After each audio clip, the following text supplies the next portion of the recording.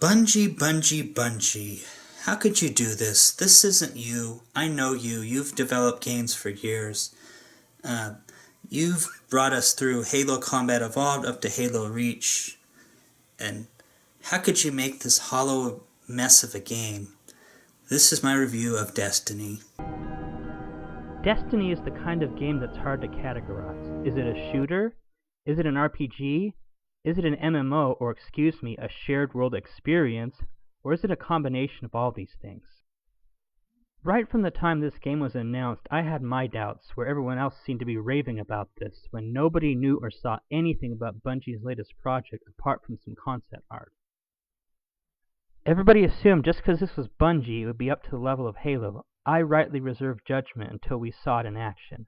But then with the alpha and beta, everyone had red flags going up, with story decisions and voice work, particularly Peter Dinklage. When the reviews started rolling out finally after almost a week, I, like the others, was a bit surprised, but I had a weird feeling in my gut that this experiment wasn't going to pan out exactly. Seeing a Bungie game get 6s and 7s was disappointing, but not unexpected for me. Let's dive in and see what was good and what was bad and what was just infuriating about Destiny. I'd like to start off with the good. First good thing I noticed and loved was the visuals. The visuals really looked next gen. I mean, you could see the textures and everything, so that looked good. And then like the facial animations, those were pretty good and solid looking, so that was a good thing. This game is not horrible. It's not like a 2 out of 10 thing. It's just missed potential. That's the big thing about this.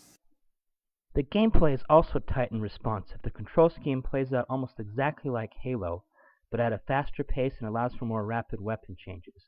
It has more of an aim down the sights feel rather than the typical run and gun tactics we're used to with Halo. Destiny also features 3 types of classes to choose from: Titans, Hunters, and Warlocks, and each feels distinctively different, thankfully, with their own skills to upgrade and explore, and even certain types of armor built only for those classes is available, which makes subsequent playthroughs more likely to see what each class has to offer. More specifically, Titans are your mid to close range fighters with more of an emphasis on assault rifles and shotguns and an aggressive attack pattern. Hunters, unsurprisingly, focus more on long distance kills and specialize in stealth and sniper type weapons. Finally, Warlocks are pretty self-explanatory. They have a great emphasis on energy and magic style weapons to take down your foes. The character creator is expansive, but fine-tuning your character is not nearly as possible as it could have been, and you are left with basic designs for hairstyles, races, genders, and facial markings. You won't be spending an hour crafting your character as you would with other games such as Mass Effect, Saints Row, or any Elder Scrolls title available. The simplicity of the character creator is nice, but would have been fun to be able to create more unique and personalized characters. Unsurprisingly, the multiplayer aspect, by multiplayer I mean the PvP or player versus player aspect of it, is phenomenal, of course, because it's Bungie. That was a lot of fun. It's the in-game stuff when you're traveling around in story that needed work. The multiplayer maps that you fight in, they're really big and expansive and well done. You can tell a lot of love went into these. There's lots of nooks and crannies to look around in and explore and snipe in and all that kind of thing. And you can tell that they put more effort into this than in the main game story, which is really sad and unfortunate. As far as the PvP or player versus player mode goes, there's 4 modes: Control, Clash, Rumble, and Skirmish. Those are the things I found enjoyable. Sadly, as I've mentioned before, there are a lot of things in here that did not work as planned, and that's what I'm going to get on now. Repetitive mission structure happens all too often in this game, sadly. They follow the same basic format: land on a planet, fight some enemies, deploy Peter Dinklage into some computer or thing like that, and defend him while he downloads or examines data, and I hope you enjoy the Darkness Zone because you'll be there a lot, despite the game never explaining what that is or what the darkness is. When playing alone, this can be frustrating because it's just hordes and hordes of enemies and you can't respawn without starting over, unless a rare checkpoint surfaces. Ordinarily you can respawn without any trouble, but once you enter the Darkness Zone, everything changes. Boss battles also fall flat because when you get right down to it, all they are is reskins of regular enemies, and there's no real threat or motive behind fighting them, which is sad for the Halo creators.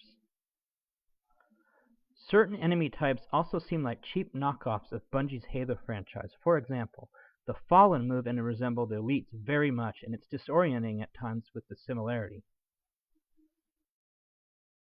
The game's story is also uninteresting and uninspired. As I said before, they keep mentioning something about the darkness, what the darkness is, and it never goes into detail about that, really. It just says, you're entering the darkness zone. What does that mean? And it doesn't add up. It's just really uninspired, I think. I mean, unlike Halo, this is surprising coming from Bungie because they gave us Halo, which had a really good story. And here, they're not telling you anything. You just go into the world and then you just shoot things and follow Peter Dinklage around. That's basically all you do is follow Peter Dinklage around. They only visit like 5 different areas in this expansive universe thing. It's supposed to be kind of like Mass Effect, but you only visit like Earth, Mars, Venus, the Moon, and then the Awoken homeworld. And then if you want to include your tower hub, but that's not really a planet, it's just where the Guardians hang out, and that is also something that needed work. This is supposed to be where you go and hang out, and you can restock on ammo and socialize with other players, but it doesn't really allow for that too much. And it's just boring. There's nothing to see there, really. You go back there to do a few minor things here and there, but it's pretty boring. Voice acting was also something that needed work. They got really some big-name people in this game.